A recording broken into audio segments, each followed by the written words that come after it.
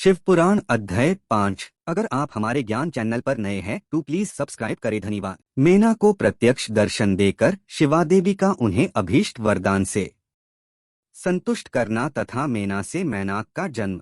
नारद जी ने पूछा, पिताजी, जब देवी दुर्गा अंतर्धान हो गईं और देवगण अपने अपने धाम को चले गए, उसके बाद क्या हुआ?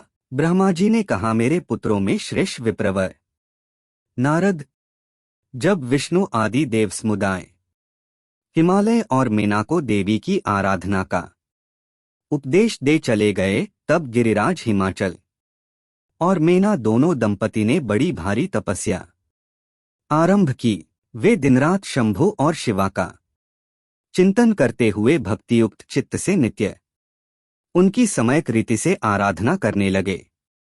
हिमवान की पत्नी मेना बड़ी प्रसन्नता से शिव सहित शिवादेवी की पूजा करने लगीं।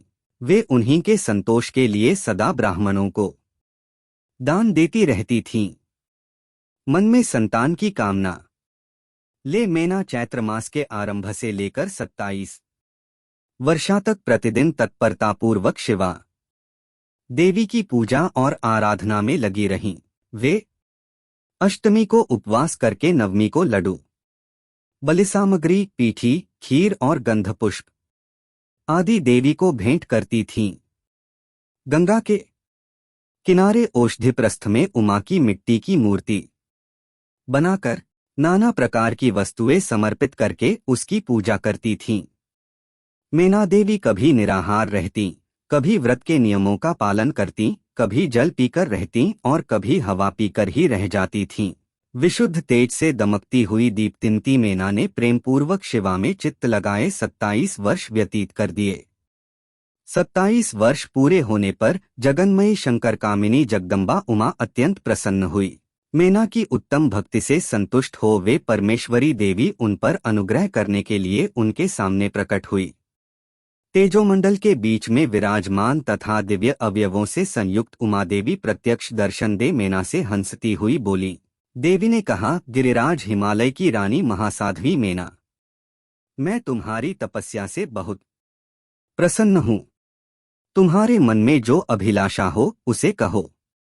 मेना, तुमने तपस्या, व्रत और समाधि के द्वारा जिस जिस वस्तु के लिए प्रार्थना की है वह सब मैं तुम्हें दूंगी। तब मेना ने प्रत्यक्ष प्रकट हुई कालिका देवी को देखकर प्रणाम किया और इस प्रकार कहा। मेना बोलीं, देवी, इस समय मुझे आपके रूप का प्रत्यक्ष दर्शन हुआ है, अतः मैं आपकी स्तुति करना चाहती हूँ। कालिके, इसके लिए आप प्रसन्न हो। ब्रह्मा जी कहते हैं, नारद, मेना के ऐसा कहने पर सर्वमोहिनी कालिका देवी ने मन में अत्यंत प्रसन्न हो अपनी दोनों बाहों से खींचकर मेना को हृदय से लगा लिया। इससे उन्हें तत्काल महाज्ञान की प्राप्ति हो गई। फिर तो मेना देवी प्रिय वचनों द्वारा भक्ति भाव से अपने सामने खड़ी हुई कालिका की स्तुति करने लगीं। मेना बोली, जो महममाया जगत को धारण करने वाली चंडिका, लोकधारिणी तथा संपूर्ण मनोवांछित पदार्थों को देने वाली हैं, उन महादेवी को मैं प्रणाम करती हैं। जो नित्य आनंद प्रदान करने वाली माया, योग निद्रा, जगज्जननी तथा सुंदर कमलों की माला से अलंकृत हैं, उन नित्य सिद्धा उमा देवी को मैं नमस्कार करती हैं। जो सबकी मातामही, नित्य आनंदमयी, भक्तों के शोक का नाश करने वाली तथा कल्पपर्यंत नारियों एवं प्राणियों की बुद्धि रूपिणी हैं, उन देवी को मैं प्रणाम करती हैं। आप यतियों के अज्ञानमय बंधन के नाश की हेतुभूता ब्रह्म विद्या हैं। फिर मुझ जैसी नारियां आपके प्रभाव का क्या वर्णन कर सकती हैं? अथर्ववेद की जो हिंसा, मारण आदि का प्रयोग है वह आप ही हैं। देवी, आप मेरे अभीष्ट फल को सदा प्रदान कीजिए। भावहीन, आकार रहित तथा अदृश्य नित्यानित्य तन्मात्राओं से आप ही पंचभूतों के समुदाय को संयुक्त करती हैं। आप ही उनकी शाश्वत शक्ति हैं। आपको स्वरूप नित्य है। आप समय समय पर योगयुक्त एवं समर्थ नारी के रूप में प्रकट होती हैं। आप ही जगत की योनि और आधार शक्ति हैं। आप ही प्राकृत तत्वों से परे नित्या प्रकृति कही गई हैं, जिसके द्वारा ब्रह्म के स्वरूप को वश में किया जाना जाता है, वह नित्या विद्या आप ही हैं। मातः आज मुझ पर प्रसन्न होइए। आप ही अग्नि के भीतर व्याप्त उग्र दाहिका शक्ति हैं। आप ही सूर्य किरणों में स्थित प्रकाशिका शक्ति हैं। चंद्रमा में जो आह्लादिका शक्ति है, वह भी आप ही हैं। ऐसी आप चंडी देवी का मैं स्तवन और वंदन करती हैं। आप स्त्रियों को बहुत प्रिय हैं। ऊर्ध्वरेता ब्रह्मचारियों की ध्येयभूता नित्या ब्रह्म शक्ति भी आप ही हैं। संपूर्ण जगत की वांछा तथा श्रीहरि की माया भी आप ही हैं, जो देवी इच्छानुसार रूप धारण करके सृष्टि, पालन और संहारमयी हो उन कार्यों का संपादन करती हैं तथा ब्रह्मा, विष्णु एवं रुद्र के शरीर की भी हेतुभूता हैं, वे आप ही हैं। देवी, आज आप मुझ पर प्रसन्न हो। आपको पुनः मेरा नमस्कार है। ब्रह्मा जी कहते हैं, नारद, मेना के इस प्रकार स्तुति करने पर दुर्गा कालिका ने पुनः उन मेना देवी से कहा, तुम अपना मनोवांछित वर मांग लो। हिमाचल प्रिय, तुम मुझे प्राणों के समान प्यारी हो। तुम्हारी जो इच्छा हो वह मांगो, उसे मैं निश्चय ही दे दूंगी। तुम्हारे लिए मुझे कुछ भी अदेय नहीं है।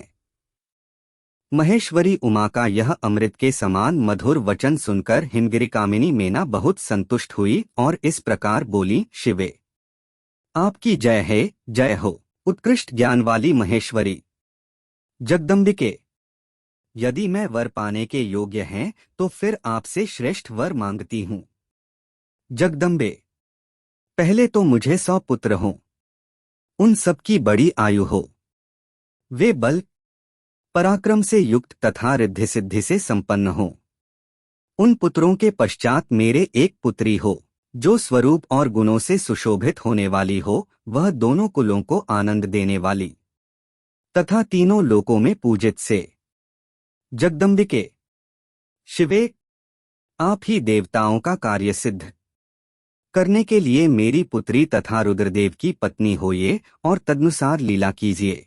ब्रह्मा जी कहते हैं, नारद, मेनका की बात सुनकर प्रसन्या देवी उमा ने उनके मनोरथ को पूर्ण करने के लिए मुस्कुराकर कहा। देवी बोली, भले तुम्हें 100 बलवान पुत्र प्राप्त होंगे, उनमें भी एक सबसे अधिक बलवान और प्रधान होगा, जो सबसे पहले उत्पन्न होगा। तुम्हारी भक्ति से संतुष्ट हो मैं स्वयं तुम्हारे यहाँ पुत्री के रूप में अवतीर्ण होंगी और समस्त देवताओं से सेवित हो उनका कार्य सिद्ध करूंगी। ऐसा कहकर जगद्धात्री परमेश्वरी कालिका शिवा मेनका के देखते देखते वहीं अदृश्य हो गईं। तात महेश्वरी से अभीष्ट वर पाकर मेनका को भी अपार हर्ष हुआ। उनका तपस्याजनित सारा क्लेश नष्ट हो गया। मुने, फिर कालक्रम से मेना के गर्भ रहा और वह प्रतिदिन बढ़ने लगा। समयानुसार उसने एक उत्तम पुत्र को उत्पन्न किया, जिसका नाम मैनाक था। उसने समुद्र साथ उत्तम मैत्री बांधी। वह अद्भुत पर्वत नागवधुओं के उपभोग का स्थल बना हुआ है। उसके समस्त अंग श्रेष्ठ हैं। हिमालय के 100 पुत्रों में वह सबसे श्रेष्ठ और महान बल पराक्रम से संपन्न है।